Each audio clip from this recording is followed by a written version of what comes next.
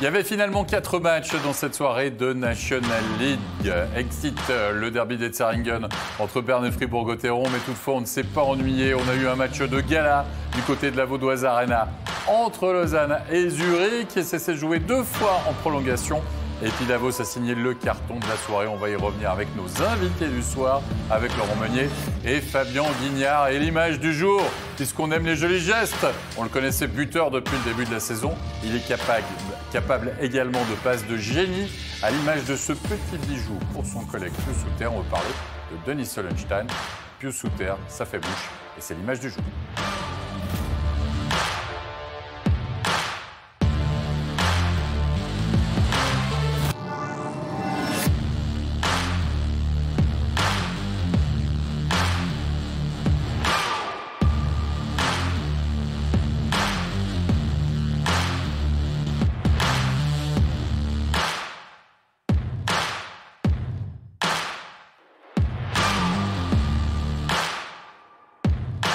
Oh oui, il y avait du talent sur la glace ce soir du côté de la Vaudoise Arena, messieurs, pour ce match, pour ce choc au sommet. On va y revenir d'ici quelques instants, bien sûr. Mais petit tour d'horizon de ce qui s'est passé sur les autres patinoires. 4 rencontres, on l'a dit. On va décortiquer tout cela, si vous le voulez bien. En commençant par le match entre Ambry et Zug. Zug qui restait sur 2 confrontations très intenses face à Lausanne et une défaite au tir au but. Et on le sait, c'est jamais facile d'aller jouer du côté de la Valachia pour affronter un Ambry Piotta qui a besoin de points, qui doit signer des victoires à domicile. Et c'est pourtant mal parti puisqu'à la 11e minute de jeu, c'est un certain peut-être futur fribourgeois, Raphaël Diaz, qui va ouvrir le score, Laurent. Avec un très beau but, sur un engagement, c'est sûrement un jeu préparé. Et lui, il attaque bien la cage après, donc belle réalisation de Diaz. On sait qu'il est capable de bien attaquer le net comme ça quand il voit le trou, et là, il y est bien allé. C'est en supériorité numérique qu'Ambry va égaliser. Forler qui va profiter de ce travail préparatoire d'un certain Tsverger, avec le geste pas mal, Fabien Guignard, quand même, ce geste. Ouais, c'est des gestes qu'on voit de plus en plus. On poste un gars sur le premier coteau, le short side, et puis qui revient. Et souvent, on a de plus en plus tendance à avoir des gestes techniques assez intéressants. Là, c'était pas forcément un grand geste technique dans ce cas-là, mais c'est des jeux préparés comme sur le premier but qui font mouche. À noter la présence d'Ollenstein dans la cage du côté de Zug. Et puis on va voir cette réalisation.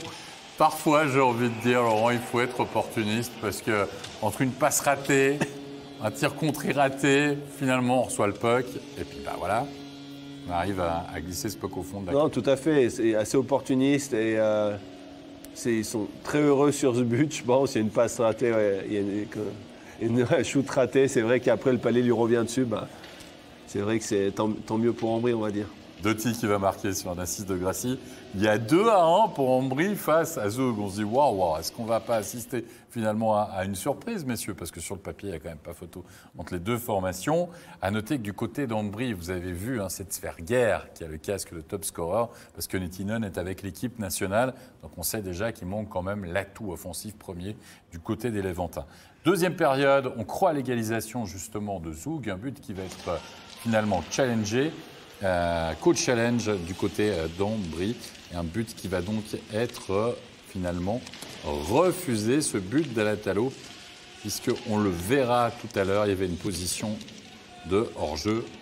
Et challenger ça, regardez. Assez net. Ouais. Et vous avez vu de Hoffman.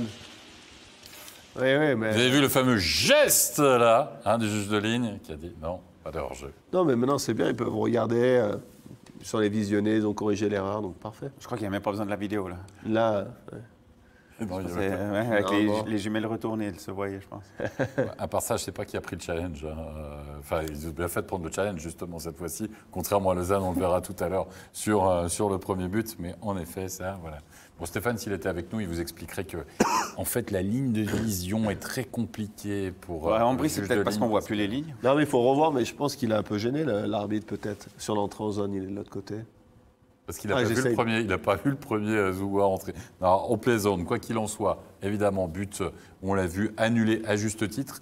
Et puis, plus rien ne sera marqué jusqu'à la toute fin de rencontre. Regardez, on tente son va-tout du côté de Zoug, puisqu'on est toujours mené 2-1. Et finalement, une trentaine de secondes de la fin de ce match. La petite déviation de Sandteller. En tout cas, on l'a attribué à Sandteller, ce but pour l'égalisation du 2 partout. Coup de massue, là, franchement, pour Zoug. Pour Ambry. C'est un gros soulagement, hein, parce que on a eu la chance de voir la fin du match. Zoug a sorti son gardien quand même relativement tôt dans le match. Ambry qui manque de 10 cm le puck pour pousser le puck au fond de la cage. Et puis, Laurent le disait, aïe, aïe, aïe, ils vont payer le prix. Et puis, c'est effectivement ce qui est arrivé. Donc là, on l'a vu les gars sauter dessus. Je pense que c'était après une semaine intense, 2 fois match aller-retour contre Lausanne.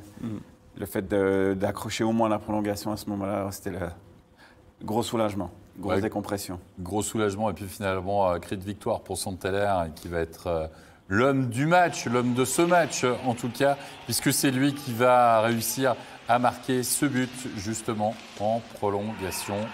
Avec une accélération qui a laissé 2 tirs sur place, c'est ça, Laurent ? C'est ça. Sur ce coup-là, il avait peut-être sur une longue présence parce qu'il y a une grosse différence de vitesse entre les deux et il a tout donné, mais là, il y avait vraiment, une grosse différence. C'est l'expression, Laurent ? Il avait la caravane du tour, on dit. Doty, là, il avait le piano. Il traînait la caravane du tour. Mais il faut rendre surtout hommage à l'attaquant qui avait de la vitesse, on va dire. À part ça, Zoug qui va aller accrocher un point supplémentaire, 2 points pour cette équipe zougoise qui menait, rappelez-vous, face à Lausanne, il menait 3-1 avant de perdre 2 matchs au tir au but. Donc en tout cas, Zoug qui a marqué des points dans les 3 dernières rencontres disputées, qui reste véritablement encore et toujours une formation solide. Il y a Holstein dans la cage, on sait que Klingberg n'est pas encore très prolifique, Hoffman il fait des assists, mais voilà, c'est pas le Hoffman buteur, etc. Marchini, il n'est pas encore... on peut le dire, en effet, il n'est pas parti sur les bases de ses meilleures saisons, on va dire, au niveau des points. C'est quand même du solide, cette équipe de Zoug. Ils ne tournent pas encore à plein régime, quand même. Non, c'est bien structuré, ils ont l'habitude avec leur coach, je trouve qu'ils ont une cohérence dans ce qu'ils veulent faire depuis 2-3 ans. Et ils continuent là-dessus, ils ont des bons joueurs, ils ont Giannoni. C'est une équipe sur qui il va falloir compter, c'est sûr. Pour moi, c'est top 2, top 3 de la Ligue. Et si en plus Marchini et Hoffman ils se mettent à tourner, ça peut vraiment être la top équipe de la Ligue. Messieurs, on va passer à la rencontre entre Bienne et Lugano, deuxième club donc tessinois de suite pour Bienne à domicile à la Tissot Arena. C'était plutôt bien passé face à Ambry Piotta mardi. Est-ce qu'il y allait avoir un bis repetita face à Lugano, une équipe qui joue pas souvent, souvent heurtée au Covid, aux quarantaines, etc. Et c'est surtout l'ouverture du score. 2e minute de jeu. Regardez Fazzini qui va aller récupérer ce puck. La passe pour Burgler. Et finalement, Burgler qui va pouvoir marquer et tromper la vigilance de Van Pottelberg dans la cage. Ça allait très vite, cette contre-attaque, finalement, Fabien. Ouais, la contre-attaque était extrêmement rapide. Récupération de puck en zone défensive. Et puis tout de suite, il y a les 5 joueurs qui se mettent dans le sens opposé en direction de la cage biennoise. On peut peut-être voir un petit peu sur le Van Pottelberg qui est un petit peu décalé sur son premier poteau. 2-0 signé Bertaggia, 9e minute de jeu. Lugano qui fait déjà le break. C'est véritablement, on va dire, un début de rencontre cauchemardesque pour Bienne. Tout à fait. Prendre 2 buts chez soi dans les 10 premières minutes, c'est compliqué. Mais il reste encore du temps. Un peu de réussite sur... Un assist pour Moser, bien involontaire, on va dire. Ouais. Sur ce jeu-là, c'est un peu dur. Surtout pour le gardien, c'est un peu dur pour lui aussi. Là, mais c'est des choses qui arrivent. Et Bertaggia a un très bon réflexe. 2-0, mais Bienne va prouver qu'ils ont du caractère. Ils vont pouvoir revenir dans la rencontre avec le premier but en Suisse de la nouvelle recrue. On va voir comme Arek qui va marquer Constantine de son prénom. Cette réduction du score en étant supériorité numérique.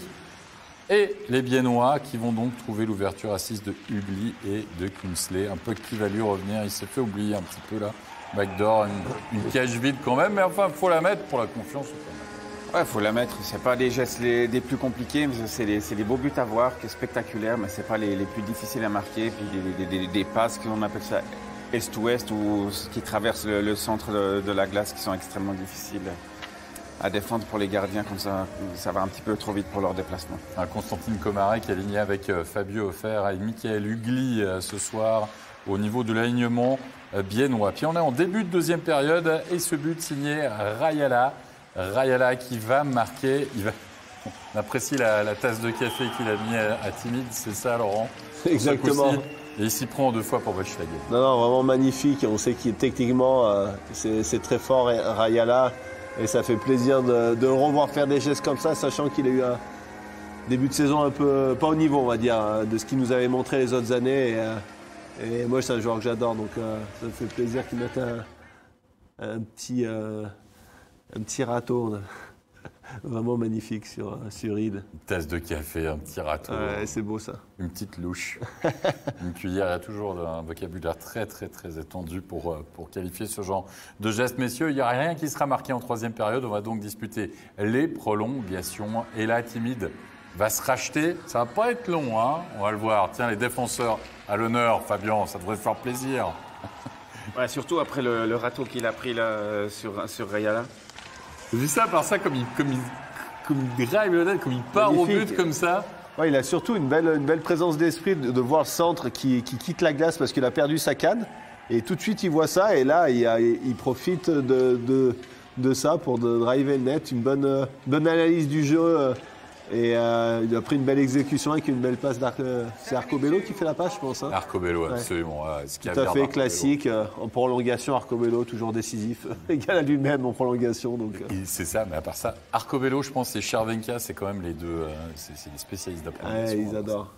Ouais, Clench Time, là, c'est les gros joueurs souvent. C'est exactement ça. Quand tu as un bon petit coup de patin et une bonne vision du jeu, avec autant d'espace, ça aide. Ouais, mais il a une sacrée capacité quand même. Arcobello, rappelez-vous, en play-off, le match interminable contre Genève, la 3-4e prolongation. Mais c'était déjà son deuxième but en plus des séries, je crois en prolongation, qui mettait cette série-là, si je me souviens bien. Bon, on est allé le chercher à Lugano aussi pour ça, très clairement. C'est le leader offensif finalement de cette équipe. Les leaders sont là et permettent à Lugano de signer une nouvelle victoire. Je vais vous poser un peu la même question que face à Zug, cette équipe de Lugano. 6e, on va voir le classement tout à l'heure, 6e en tout cas avant ce soir. Tu les sens comment, toi?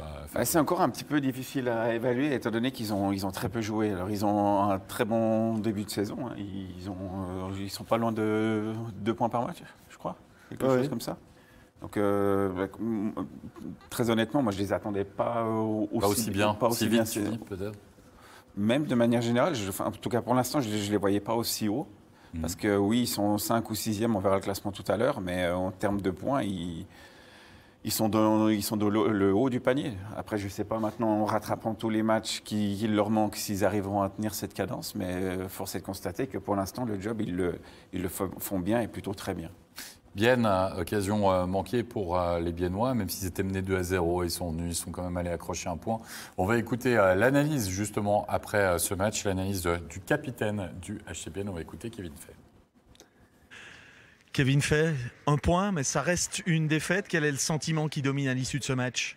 La déception, je pense, ce soir. Ils mènent vite 2-0. Ma foi, voilà. C'était pas comme voulu, mais à la fin, on est revenu dans le jeu. Puis je pense qu'on aurait pu gagner ce match-là ce soir. On a vu quand même qu'ils sortaient d'une quarantaine. Puis des matchs comme ça, on doit tirer profit plus que ce soir. Lugano est venu fort pour son premier match depuis 3 semaines. Là, vous n'étiez pas vraiment présent dans ce début de match, pas prêt à un tel début de l'adversaire? Ça va, non, je pense pas qu'on n'était pas prêt. Le premier but, voilà. Voilà, c'est comme ça. Après deuxième, mais on revient dans le match. Puis je pense que ça montre quand même que la qualité qu'on a. Puis après, je pense que c'est là de continuer puis de mettre le stem vraiment pour finir ou fermer le sac. Je pense qu'on aurait eu l'occasion en deuxième tiers. C'est un peu aller-retour. C'est eux qui dominaient 2 minutes après nous. Et puis je pense qu'on devrait prendre plus comment on dit, la feuille du match dans les mains puis essayer de dominer ces matchs comme ce soir. Évidemment, on n'est jamais heureux de perdre, mais enfin quand même, si on regarde les 4-5 derniers matchs, le HC Bienne chaque fois fait des points, ou alors à Davos s'incline de si peu. C'est plus vraiment la même dynamique perdante d'il y a quelques temps. Non, mais après la fin, si on perd 6-0 ou 3-2, on ne gagne pas de points. Et puis on ne devient pas non plus une équipe de play-off en s'inclinant toujours tout juste. À la fin, il faut trouver des moyens pour gagner des matchs. Des matchs comme ce soir, des matchs quand peut-être on ne voit pas un puck, mais il faut trouver des moyens chaque soir, trouver un moyen de gagner un match. Merci bien. Merci aussi. Voilà, le plan de travail, en tout cas, lancé par le capitaine, qui est vite fait pour les prochains matchs du HC Bienne. Messieurs, on va passer à notre match studio, la rencontre très attendue entre Lausanne et Zurich. On se réjouissait. On s'est dit, on va se régaler entre peut-être les deux meilleures formations du pays. Et franchement, on n'a pas été déçus. Il y a eu de l'intensité, il y a eu beaucoup de choses.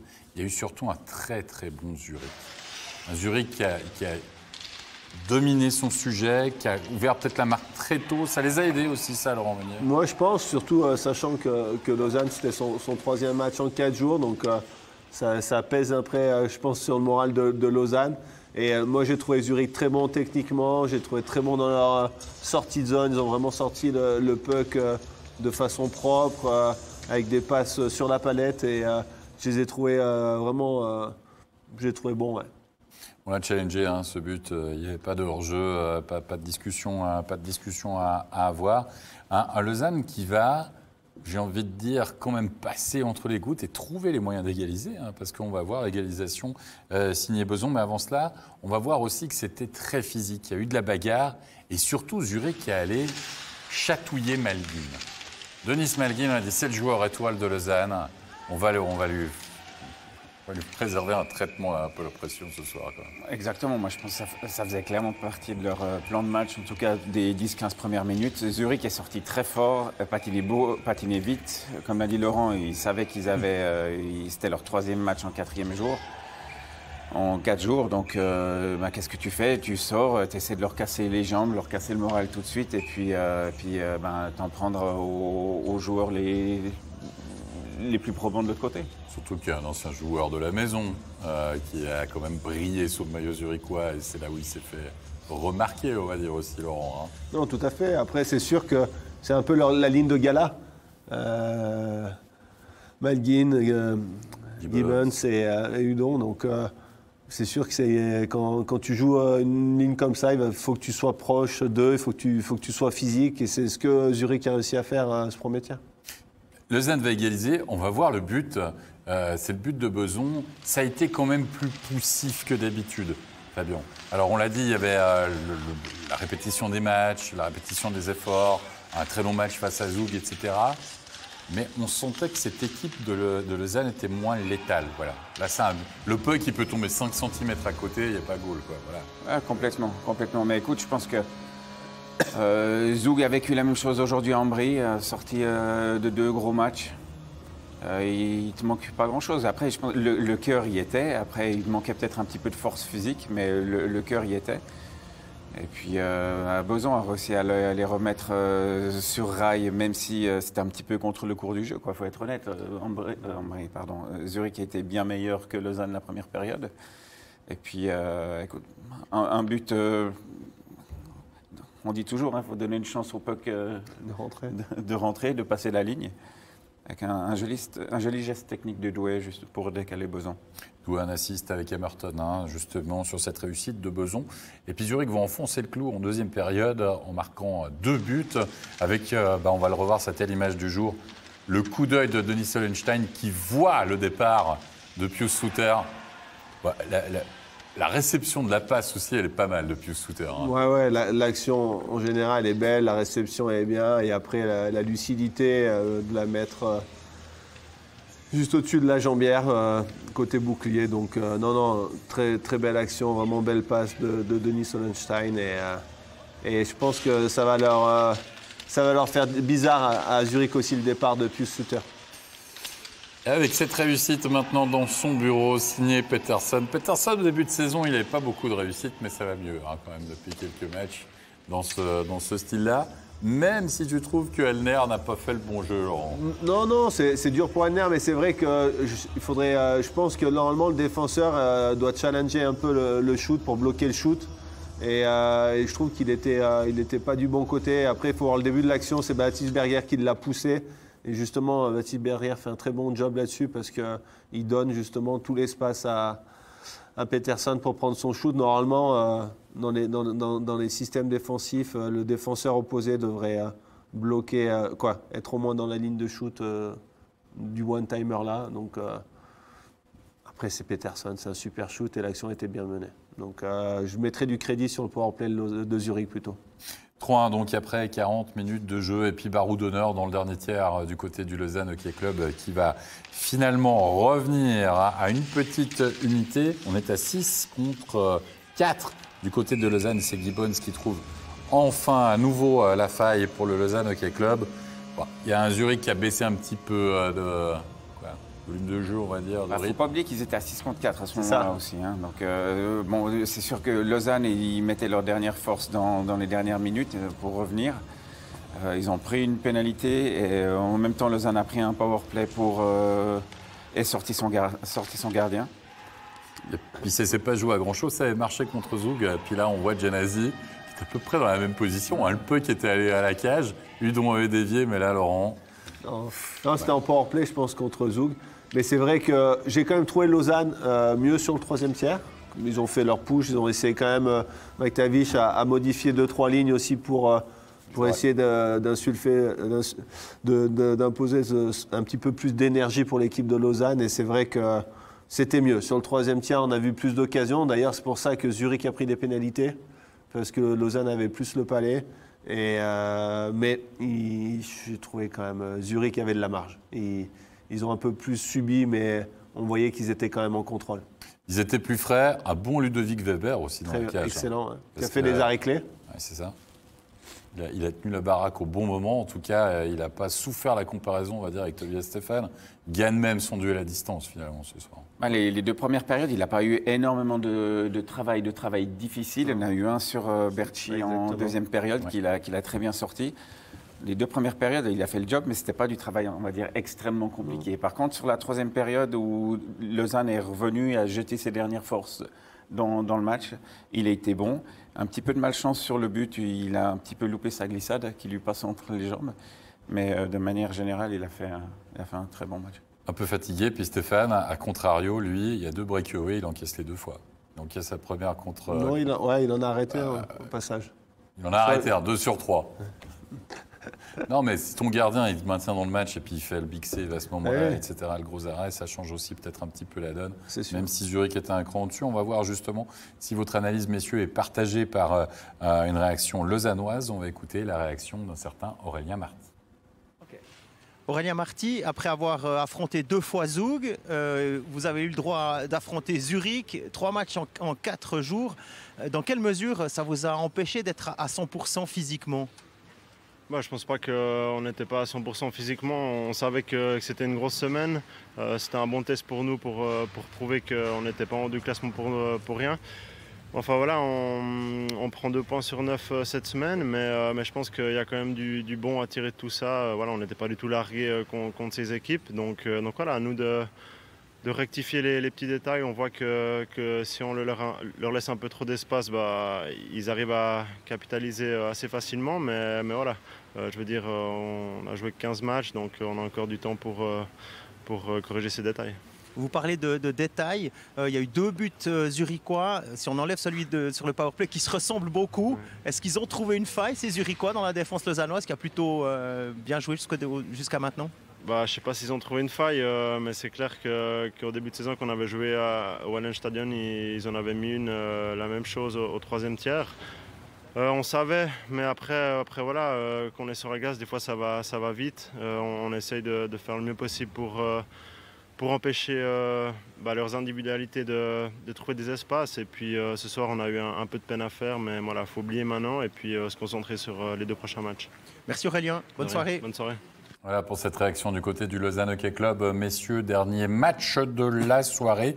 On va voir ça entre Langnau et Davos. Ça a été du reste le carton de Davos qui devait réagir, qui devait marquer, qui devait surtout retrouver un petit peu le chemin de la victoire.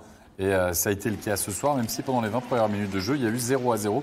Donc pas de but, c'est s'accélérer en 2e période avec Frenner qui va ouvrir le score, assist de Baumgartner et de Wieser pour cette ouverture du score. Voilà, on va voir. Premier poteau, il se la fabrique un petit peu. Hein. Pour être clair, on a vu un super match Lausanne-Zurich. Langnau-Davos, c'était pas tout à fait le même calibre.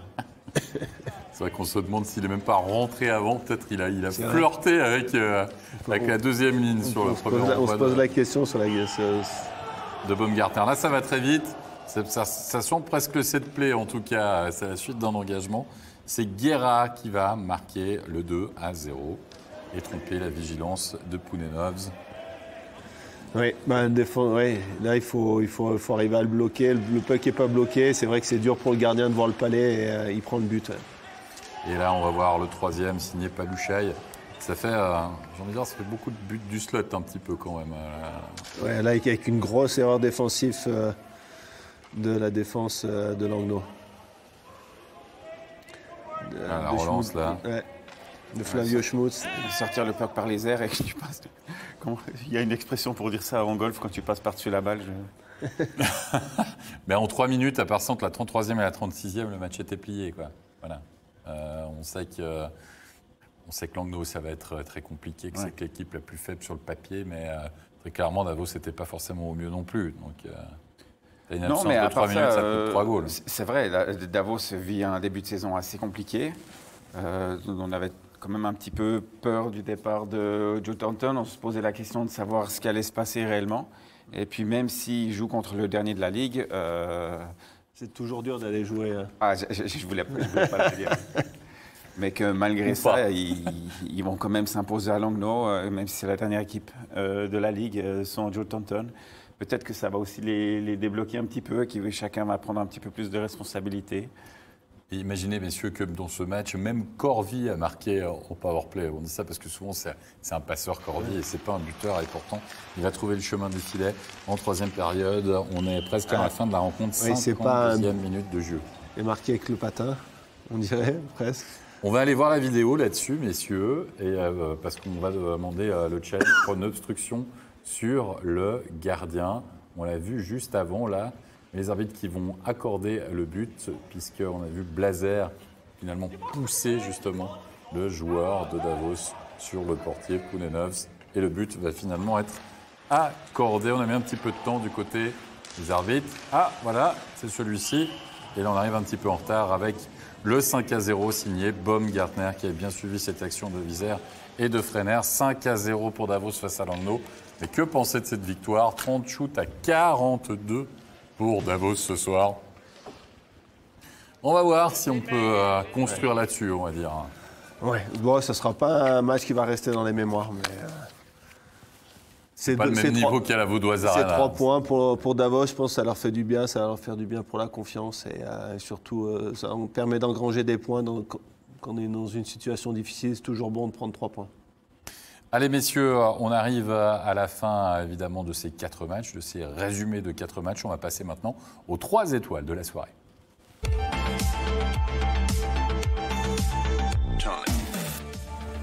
La 3e étoile, c'est un gardien. Il a réussi un blanchissage ce soir, un certain Robert Mayer. 30 arrêts pour lui et un Robert Mayer. C'est une pièce maîtresse finalement, Laurent, pour récolter les points pour une équipe, on le sait, de Davos qui alterne le bon et le moins bon. Exactement, et ils ont besoin d'un grand Robert Mayer s'ils veulent revenir au classement. Puis on est allé chercher pour ça aussi, hein, Fabien Guignard quand même. On a cassé sa tirelire du côté de Davos pour aller le chercher. Hein. Oui, clairement, Davos n'a plus exactement le même effectif qu'ils avaient il y a quelques années. Et puis, quand tu es dans des situations comme ça, il faut avoir un bon gardien, même si on parlait de Zug tout à l'heure, qui ont une équipe qui est quand même très homogène, dynamique, mais qui ont un gardien qui dans les jours ou les soirées, est peut-être un tout petit peu plus difficile de faire les arrêts pour faire ramener des points. Allez messieurs, 2e étoile de la soirée, Sven Santeller, auteur d'un doublé. C'est lui qui a quasiment offert la victoire, peut-être ce soir. De quoi? Azoug, on va dire, Ambry?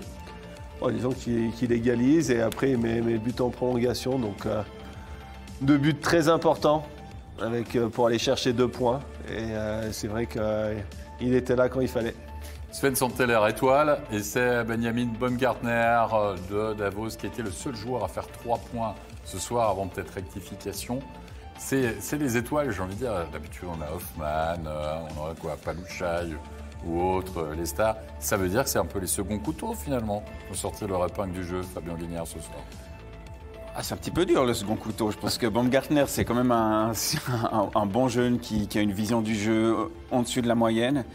Et puis, écoute, sans lui enlever du crédit, mais avec ses qualités, le fait de jouer peut-être contre une équipe comme Langnau, qui est un petit peu moins vite que les autres, lui permet d'étaler ses capacités un petit peu plus que des matchs contre Zug Zurich. Oui, il a fait une très bonne saison. La saison passée, on l'attendrait peut-être pas avec autant de buts aussi. Hein. Là, pour une première saison, on se dit, il avait quoi, 20 ans l'année passée, quelque chose comme ça, une vingtaine d'années, on ne pensait peut-être pas, difficile à confirmer ou pas. On va voir ce que ça va donner justement cette année, messieurs.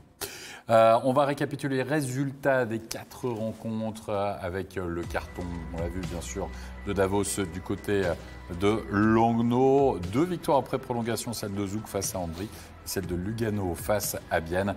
Et les ZSC Lions qui s'imposent dans le choc entre guillemets au sommet face à Lausanne. Ce qui nous donne au classement, c'est ce qui nous intéresse, bien sûr, les Zurichois désormais de nouveau leaders avec 35 points. Un match de plus que Zug avec 34. Fribourg-Gotteron est à 34 points, Lausanne à 33, 27 pour Genève Servette, 22 pour Lugano. Vous avez véritablement les 6 premières équipes. Ambry, 19 matchs, 21 points. Vous avez vu, c'est 6 matchs de plus disputés que Lugano. Donc il y a quand même, j'ai envie de dire, un gap entre les 6 premiers et puis les 6 suivants. Et puis on voit que la victoire de Davos leur permet de retrouver la 10e place. Berne est 11e et Langnau reste 12e. Et puis on va parler un petit peu maintenant de e-sport, messieurs, parce que c'est parti, l'e-National League sur MySports a fait ses grands débuts. Il y a la première journée qui a été disputée et il y a eu le premier direct du reste hier soir que vous avez pu suivre sur MySports One entre Bienne et Ambry. Piotta, c'est Bienne qui s'est imposé 4-3 après prolongation lors de cette fameuse première journée. Je vous rappelle que vous pouvez avoir toutes les informations, que ce soit les résultats, les classements, les statistiques pour savoir qui sont les meilleurs joueurs et les leaders dans les différentes catégories. Vous avez tout ça sur mysports.ch, www.mysports.ch. Il y a toutes les rubriques justement pour pouvoir suivre ce tournoi. Et on vous donne rendez-vous les jeudis soirs pour la rencontre en direct. Les résultats justement de ce match day one, comme on dit, Bienne, on l'a vu, s'est imposé 4-3, donc la prolongation.